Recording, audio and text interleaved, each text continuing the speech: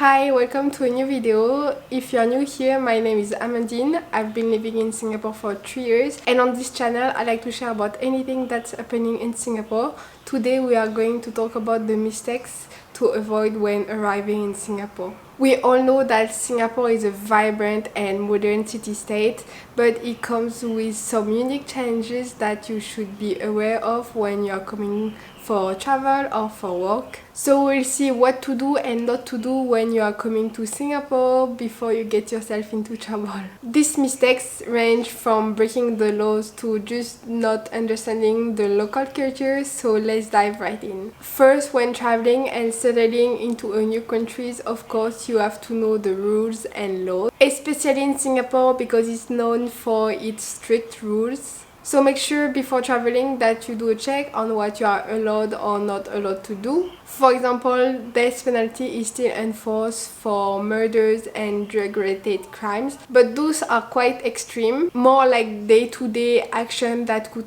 cause you to go to jail or get a fine would be littering or spitting in public, drinking or eating while being in the MRT, feeding of the wildlife, and jaywalking. Additionally, you have to smoke at designated areas and you cannot buy alcohol after 10:30. So those are some laws that you need to know so you can prevent yourself from misbehaving or you can plan accordingly. Ignorance is definitely not an excuse, and even if you didn't know and you break the rule, you will have to face the consequences of Singapore laws.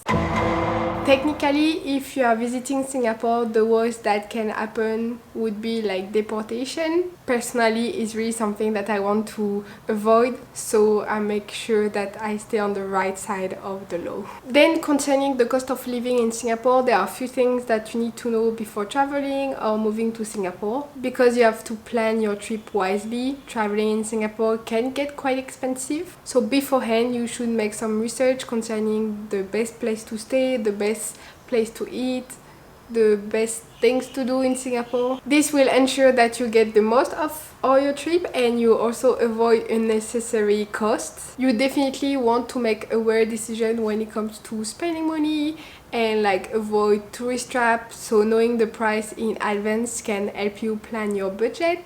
Especially if you are comparing the price with your home country, you can have some surprises because some items will be more expensive in Singapore. But also you have to think about the good deals that you can get in Singapore. For example, food, I'm pretty sure you can find good food options that are gonna be cheaper than your home country in Singapore. So just like keep both eyes open on these kind of things so that you know what you are spending your money on and what is worth it or not. So for example, if you are on a budget or not also, you should like eat the local food in local hawker centers because that's where you are gonna get first the best food and the cheapest food as well. When you are at the hawker center, do not hesitate to ask the price. I know it can be quite frightening at first to talk to the uncle or auntie over there, but I'm pretty sure that they will be nice with you and answer you, especially when you just arrive in Singapore.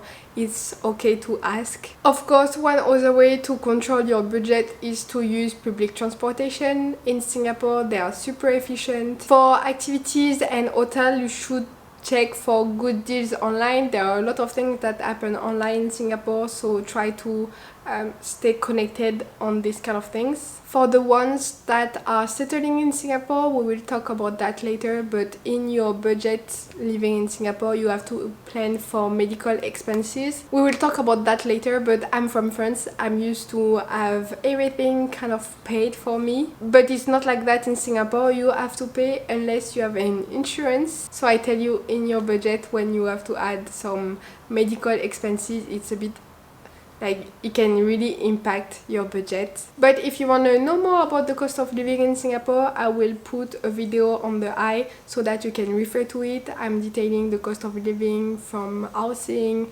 to utilities and all these kind of things, so you can check that video as well. Let's continue to talk about money with like money exchange and bank, how you should go around it in Singapore.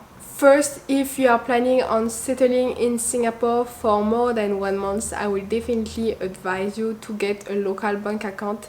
It's really easy to get a DBS bank account. You can just go there with like I think your address detail. You have to like have a proof of residency and maybe your work pass, these kind of things, and you will be able to get a bank account on the same day. I really don't recommend that you play with your money and currency exchanges, like just going back and forth. I think in the long run you will definitely lose a lot of money in the conversion fees and these kind of things. So if you can, like, you can keep your bank account that you have back in your home country, but just start building up saving here in Singapore. So you have this bank account that will receive, for example, your salary, but can also pay for all your expenses. On the other end, if you are coming to Singapore for a short period of time, you don't really have to worry about exchanging money because there are many money exchangers around Singapore. But if you want to be smarter, I will put a link in the description box where you can check which one has the best exchange rates. But most of the time, the one with the best exchange rate is actually the money exchanger that is inside Mustafa Center in the basement. That's where I go most of the time. But even in like malls, for example, the exchange rate is really not that bad, so just check out which one is the most convenient for you. Next mistake to avoid in Singapore is not trying to understand the culture. I know it can be really difficult because even now I'm still learning a ton of things about Singapore and Singapore culture, because it's a mix of like Malay, Hokkien, Peranakan, Chinese, Indian. I don't even know, like there are just like too many people who are living in Singapore that are bringing like a small touch of their culture and make it a nice blend. But when you arrive and you're not used to like all this, you're like, what the is happening here? I do not understand. Like for example, like words, you have shock I think it's Singaporean, but then you have atas is Malay, or maybe shock is Hokkien, I don't know. You see, there are like just so many things that are put together that are from like everywhere, so you have to like try to decipher this a little bit when you arrive in Singapore. The reason why I'm mentioning this point is for you to be respectful, especially if you are going to visit temple, mosque and other places of worship. Like you have to be respectful, wear appropriate clothing. Even if it's not yours, you have to be respectful of other people's culture and beliefs. Like just be mindful of local customs. And also I wanted to give you kind of like quick tips on how to adapt more easily to Singapore culture. Like for example, the meaning of chopping. Chopping means booking.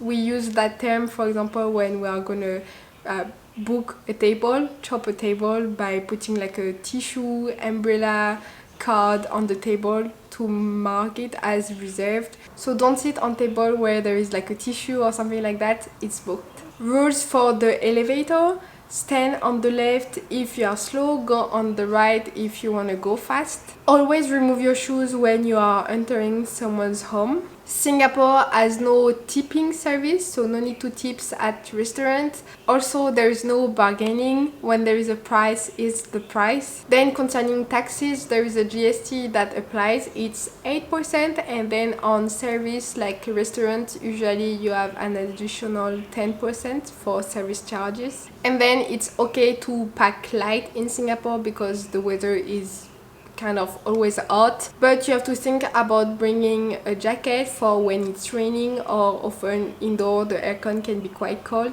For the rest, I think it's also interesting that you discover it by yourself. Try to speak with locals and get like a good experience of Singapore by yourself. But now let's talk about planning the unexpected when you're traveling and moving to Singapore. When I first arrived in Singapore, I was kind of like young and ignorant and naive, and I used to have like everything paid for me. But recently I told you, for example, that I had to go to the dentist. I haven't been in the dentist for like quite some time. I had actually 6 decay in my tooth that I had to go get filling for. Getting filling for 1 decay is about $100, and on top of that, each time you go to the dentist you have to pay like for some other things like the tools and this kind of thing. So it was over $600 just for that thing, and I had to pay it out of my pocket because I didn't have medical insurance,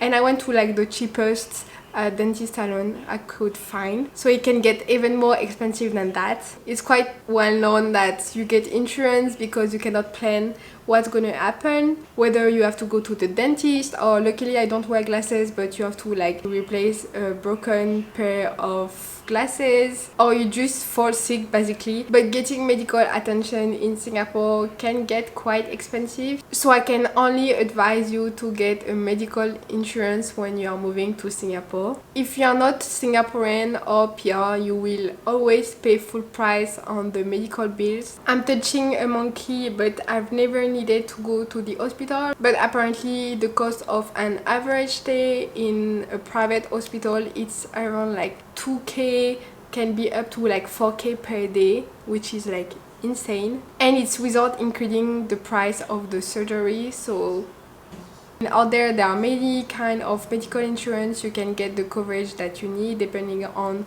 your need. If you need dental, optic, you want to cover everything or only certain things, you can check online. I will put a link of one that is made like kind of like for expat. It's called Expat Insurance. When you are looking for an insurance company, I think what is important is that they are reputable and that you are able to tailor a good package for the coverage that your family need, the duration, etc. So just check online and see what's available. That's about it about what you should know. Kind of like a quick intro into like the rules and what to do or not to do in Singapore. It's kind of like a take it or leave it kind of things when you are coming to Singapore, but I think we should just like appreciate it, and just by being aware of it you can definitely have a good and enjoyable stay in Singapore. Let me know if you are coming soon to Singapore or if you have made any of the mistakes that I talk about. Thank you so much for watching, and I will see you next time. Bye bye.